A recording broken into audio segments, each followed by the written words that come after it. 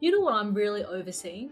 I'm overseeing situations where people get a sense that something's going to go bad, and they put it to the side and they keep on saying she'll be right, and then it kind of explodes, and then we have this frantic, expensive, complex dispute, and we could already see back then it was going to happen.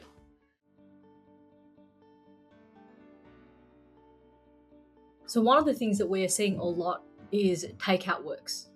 Basically, a project gets delayed and the works of our client will get taken out. It could be a structural steel fabricator, could be a concreter, scaffolding contractor, and the project has been delayed. And then suddenly they're asked to almost accelerate and complete within this time period when they weren't expecting that the work would be required at that time. They don't have the workforce or whatever it is, and then the head contractor or the principal needs the work done. So then they say, we'll just get other labor. We'll supplement your labor and we'll get it done. The minute that your scope of works gets broken apart and labor is supplemented, you've got to know there's going to be a problem, and wherever that calculation lands, you'll face the consequences. So at that point in time, we can do something. You can get advice, you can start documenting things and be in a better position. But we get clients come to us and they'll say, oh, I'm feeling really uncomfortable. Our scope has been taken out a little bit, they've supplemented labor, and then we'll say, okay, do A, B, C. And they'll say, oh, I kind of feel comfortable, they don't want to upset things, maybe it will turn out okay. And then we'll get to the end of the project. You calculate the costs, they get a big bill. At that point in time, we're supposed to try to fight and figure this out. Try to figure out what happened day by day. And you might have a panel, for example, and there's been 3 different crews working on that. How do you apportion the labor? You have so many issues. So I'm overseeing these kind of situations.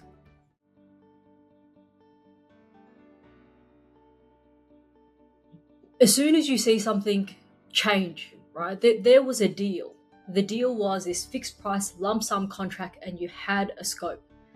Something's changed. Suddenly, that scope of works is not the same. They're taking out part of it. How's that going to be calculated? You need to know how's that going to be calculated. Not just, we'll see what's going to happen.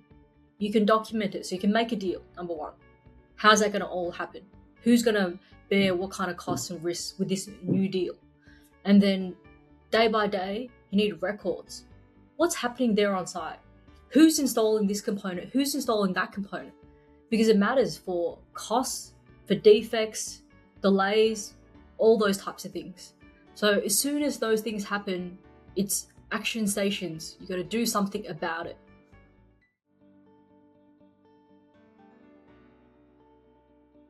So they can issue notices. They could issue a variation notice to say, well, that's taken out and we consider it should be valued in this way. And they keep on pushing. Try to get an agreement. Try to get an agreement when you're live on the project. Not when everything ends and then you're stuck with the luck of the draw. If it all went well, look, maybe there'll be no back charges or very minimal. But if it goes bad, of course, you're going to be the one facing all the back charges. So make a deal, how are those costs going to be apportioned, and then record everything. Videos, photos, get notes of what's happened, keep really clear side diaries. Try to keep them electronically, not handwritten.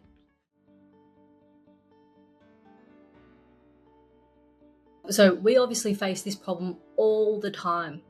Our clients come to us and it's always, we might be notified, maybe not. It'll be towards the end. And we always try to go back in time. So we created the software, we created a field app so we could gather this data, so we could figure out what's going on, either as we go along, or at least at the end, we can backtrack what happened every day. What's the critical information you need to gather at that point in time? Maybe you don't need it. Maybe you don't need it. But you know that there's been a major risk, a major change in the contract. You need to start collecting some data. And if you don't need it, fantastic. you can delete it. But then when you need it, you can't go back and recreate something that doesn't exist. You can't issue the notices that should have been issued at that point in time within the time bars. You can't go back and take all the videos that should have been taken on that day when those guys came to install stuff. How are you going to assess the productivity of the supplementary labor after the fact? You just can't.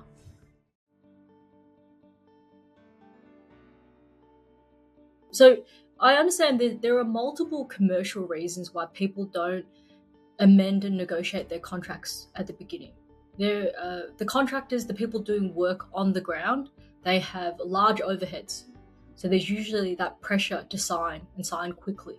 But even if you sign a contract that maybe isn't the best contract for you, you can preserve your position and even improve your position through the way that you administer the contract, through the way you issue notices, through the way you make agreements and little concessions on the job.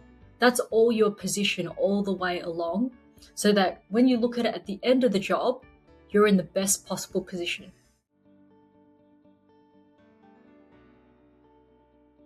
I think that in a lot of situations, you do have to sign a contract in a certain form. There are certain types of builders where there's not capacity to negotiate. Maybe their in-house legal team is not big enough and they put you in the smaller category, so you can't negotiate. You should always negotiate your scope of works. So get legal advice on how to actually amend your scope of works properly. And at the minimum, you can maybe accept the general conditions and amend the scope of works, but you really need to learn how to administer the contract. The contract is the rule book. It's basically saying, we are going to run the project like this. The risks and responsibilities lie in the contract.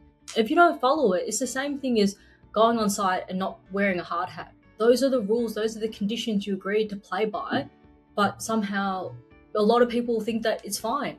We'll just do the work and we don't need to manage the contract. We don't need to follow the contract administration requirements. But it's actually quite simple. When you go into the contracts, they always have a clause about variations. How do you actually issue a variation notice? There's always a clause about delays. How do you actually either issue a delay notice to avoid liquidated damages, or how do you claim for delay costs? It's all there.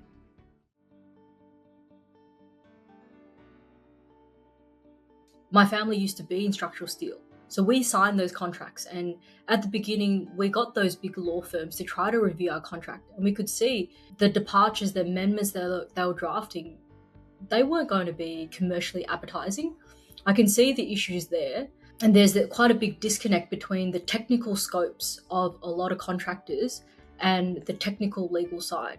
A lot of our clients or contractors will engage a lawyer one time and find that there's no utility, so they abandon it completely. But you need a combination of finding the right lawyer who is specialized in construction, who can understand what your real commercial problems are and translate it into practical solutions.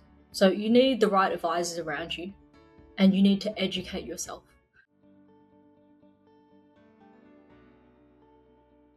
You need to know a certain amount about what is a myth. For example, I will not be charged liquidated damages if I don't delay the project. That's not correct. There is a date for practical completion or a date where the milestone ends.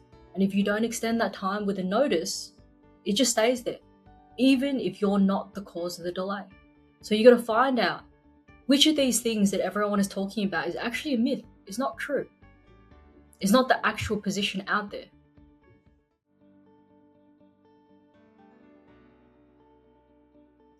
Seek legal advice. Issue notices. So if they're issuing you a show cause notice, a takeout notice, you need to respond. If they're not, and you might need to issue a variation notice or a delay notice. So you got to comply with your contract, and then you need to keep records. Keep clear records of who is doing what.